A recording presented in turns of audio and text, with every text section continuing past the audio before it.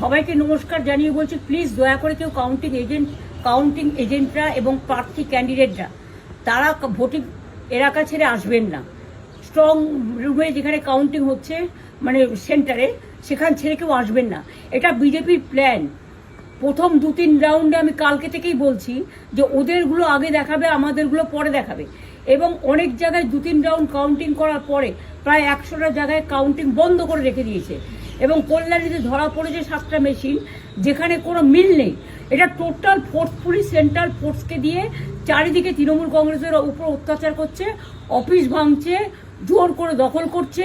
SIR নামে আপনারা দেখেছেন ভোট লুট করেছে যাতে যে সিটগুলো জিততে পারে।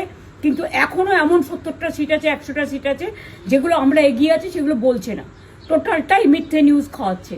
আগে ডিআইসিও এই খবরগুলো দিত, কিন্তু তাকে কালকে চেঞ্জ করে দেওয়া হয়েছে। টোটালটাই ইলেকশন কমিশন নিজের ইচ্ছেমতো খেলছে, এবং সাথে কেন্দ্রীয় বাহিনীকে নিয়ে। এবং আমাদের পুলিশরা টোটাল মাথা নত করে কেন্দ্রীয় বাহিনীর আন্ডারে কাজ করছে। সুতরাং আমি আমাদের কাউন্টিং এজেন্টদের, আমাদের সমস্ত পার্টির কর্মীদের বলবো, অত মন খারাপ করার কারণ নেই। আমি বলেছিলাম সূর্যাস্ত পরে আপনারা জিতবেন।